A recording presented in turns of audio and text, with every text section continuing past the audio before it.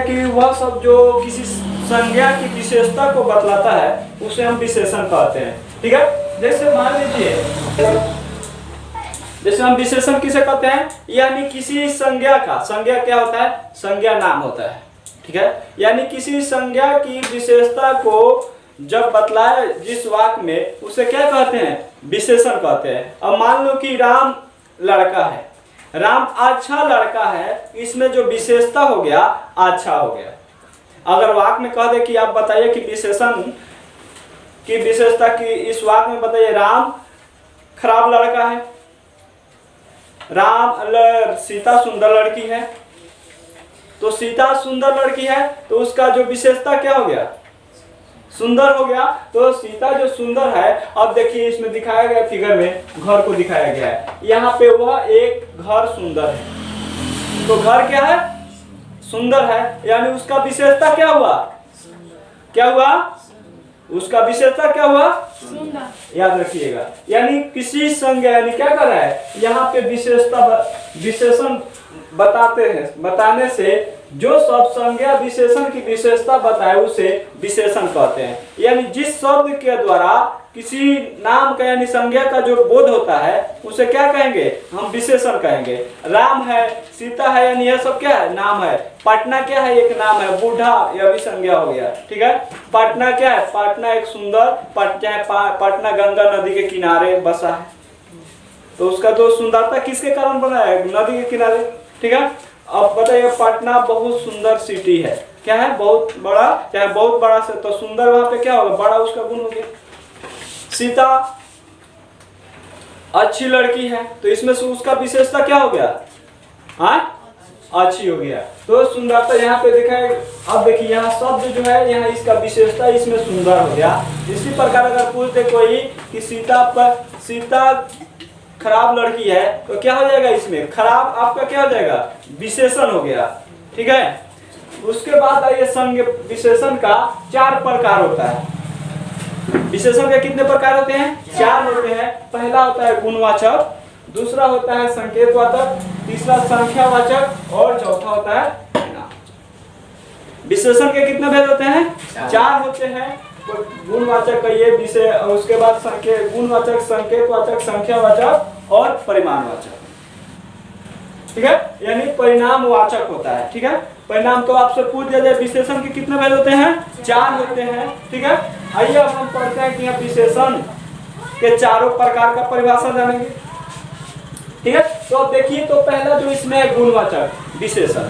तो गुणवाचक विशेषण क्या है, यानी जो विशेषण हमें संज्ञा या सर्वनाम के रूप, रंग आदि का बोध कराए, यानी जिस विशेषण से हमें किसी संज्ञा का रंग और रूप का बोध होता है उसे क्या कहेंगे, हम गुणवाचक कहते हैं। अरे अब पूछा जाए कि तुम्हारा गुण क्या है, लड़का कथी करो रे, अगर मान लीजिए शादी जैसे लड़की वाला पूछा जाए तो का पूछी क्या है, तो लड़का का कर, चाहे अगुआ से जाके बोला अच्छा बहन कोरा में पूछी कि क्या करे लड़का, तो उसका क्या पूछा जाता है, गुण पूछा जाता है। दारू पीता है कि सिगरेट पीता है कि नौकरी करता है, क्या कर रहा है, तो उसमें क्या पूछा जाता है, उसका विशेषता पूछा जाता है, उसकी गुण पूछा जाता है कि उसका गुण क्या है। अब कहीं दारू पी रहा है तो दारू भी क्या है, गुण। कहीं झगड़ा करता होगा, जाकर दिन भर से मारपीट करता है, उसका भी गुण होता है। तो भाई बेटी वाला अपन शादी करे बेटा से, दूसरा वो लड़का से शादी करेगा, नहीं ना करेगा। इसलिए क्या करता है, वह गुणवाचक का इस मतलब हो गया।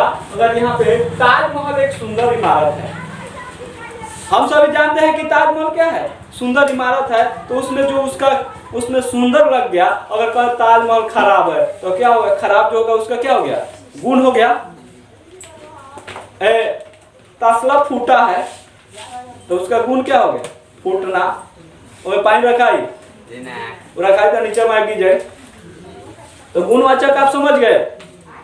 गुणवाचक अगर पूछ दे कि हम बताइए कि राम बहुत अच्छा लड़का है, तो इसमें क्या कहिएगा, गोल घेरा लगा दीजिएगा। ठीक है, अब दूसरा है संख्यावाचक विशेषण।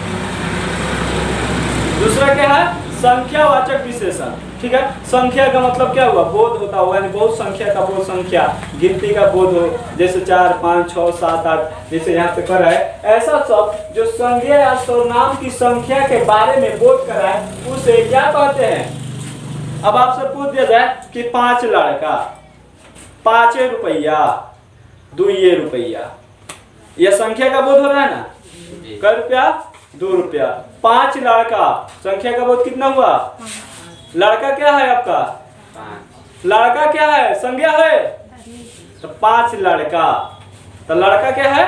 5 लड़का, तो लड़का आपका संज्ञा हो गया। अब 5 क्या हो गया? 5 क्या हो गया? संज्ञा हो गया। इसलिए कह रहा है कि ऐसे शब्द जो संज्ञा या सर्वनाम की संज्ञा के बारे में बोध कराते हैं, ठीक है, ऐसा जो संज्ञा के संख्या का बोध कराता हो। अगर संज्ञा है किसी, पटना 5 गो पटना है, तो पटना क्या है आपका? 5 गो हो गया, ठीक है। राम 4 भाई है, तो राम 4 भाई है, तो इसमें उसका भी बोध करा रहा है। सीता 6 बहनें हैं, इसमें संख्या का बोध हुआ। आपसे पूछ जाए कि इस वाक्य में जो संख्या क्या होगा, तो उस 6 पर क्या करेंगे? गोल घेरा या गोल गोल अंडा, सिपाही जी के डंडा, तो उसमें क्या करेंगे? गोल घेरा लगा देंगे। तीसरा है परिमाणवाचक। आपसे पूछे कि परिमाणवाचक किसे कहते हैं, तो क्या कहिएगा? जो शब्द संज्ञा सर्वनाम की मात्रा के बारे में बताता है। मात्रा का मतलब समझते हैं? जैसे कह रहे हैं बाजार से आते वक्त आधा किलो चीनी लेते आना, यानी एक मात्रा है कि भाई हमें आधा किलो ही चीनी लाना है। हम कह देंगे मोहन जाओ 2 किलो चीनी लाओ, तो हमने कितना बताया? 2 किलो। हमने कहा भाई 5 किलो चीनी लाना, तो हमने कितना कहा? 5 किलो। इन आनू की जय हुआ 10 किलो ले ले चले। हम भाई एक मात्रा के अनुसार बताए, हमें जितना आवश्यकता है उसके अनुसार बताए कि आपको क्या करना है, उतना लाना है। तो इसी को कहते हैं हमें 1 किलो चावल चाहिए, 5 किलो गेहूं चाहिए। यह क्या है? मात्रा का बोध हुआ कि हमें इतना ही चाहिए। अब कहेंगे कि हमें इतना खाना चाहिए या ना खाएंगे उतना, तो जितना आवश्यकता है उतना ना खाएंगे।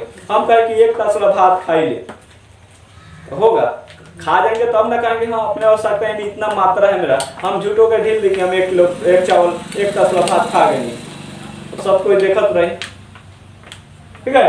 अब दूसरा जो हमारा क्या है, अब सर्वनामिक। तो क्या होता है? सर्वनामिक विशेषण आपसे पूछा जाएगा किसे कहते हैं, तो सर्वनामिक विशेषण क्या है? जो सर्वनाम शब्द संज्ञा से पहले आए, एक विशेषण की तरह उस संज्ञा शब्द की विशेषता बताए, उसे सर्वनामिक विशेषण कहते हैं। क्या कर रहा है? जो शब्द संज्ञा शब्द, जो सर्वनाम शब्द संज्ञा से पहले, यानी सर्वनाम अगर संज्ञा से पहले आ जाए, यानी संज्ञा से पहले हम कहेंगे, मान लीजिए कि यहाँ पे संज्ञा हो गया, ऐसे सर्वनाम हो गया। आज कह रहा है कि जो सर्वनाम शब्द संज्ञा से पहले, जो सर्वनामिक शब्द होगा संज्ञा से पहले, यानी मान लीजिए संज्ञा यहाँ पहले में है और सर्वनाम यहाँ है, तो मान लीजिए कि यहाँ पे आपका संज्ञा पहले संज्ञा हो गया, हाँ विशेषण हो गया, तो ई कह रहा है विशेषण क्या संज्ञा के पहले आ जाए, तो यहाँ आ जाए विशेषण, यहाँ संज्ञा आ जाए, तो उसको क्या कहेंगे? सर्वनामिक विशेषण कहते हैं। अब देखिए कह रहा है वो आदमी अच्छे से काम करना चाहता है, तो वह जो हो गया आपका सर्वनाम, सर्वनाम हो गया। मैं, तुम लोग, हम लोग, आप लोग, या वे लोग, यह सब क्या कहलाता है? सर्वनाम कहलाता है, ठीक है। तो यहाँ पे जो सर्वनाम शब्द संज्ञा से पहले आए एवं विशेषण की विशेषता तरह, उसी माने जब विशेषण की तरह कार्य करे, यानी संज्ञा की तरह ही कार्य करता है, तो उस संज्ञा शब्द को विशेषता बताते हैं। वह आदमी अच्छे है, तो वह जो यहाँ पे क्या है आपका एक संज्ञा जो है, जैसे मैं एक लड़का हूँ, तो मैं तो अपना सिर्फ नहीं इंडिकेट करता हूँ, तो मैं आपका क्या हो गया? सर्वनाम हो गया। तुम क्या हो गया? सर्वनाम हो गया। हम लोग क्या हो गया? सर्वनाम हो गया। वे लोग क्या हो गया? सर्वनाम हो गया। यह क्या हो गया? सर्वनाम हो गया, ठीक है। तो यह सब जो होगा, तो ई क्या होगा? जैसे राम आम खाता है, तो मैं आम खाता हूँ, वहां पे राम के बदले क्या आ गया? सर्वनाम आ गया, इसलिए क्या कहलाएगा? सर्वनामिक विशेषण कहलाएगा। सीता बाजार जाती है, तुम बाजार, वह बाजार जाती है, और सीता का बदले क्या आ गया? वह आ गया, वह बाजार जाती है, तो सीता बाजार जाती है, तो सीता के बदले में क्या आ गया? वह आ गया, इसलिए क्या कहलाएगा आपका? सर्वनामिक विशेषण। समझ में आया ना? चलिए ठीक।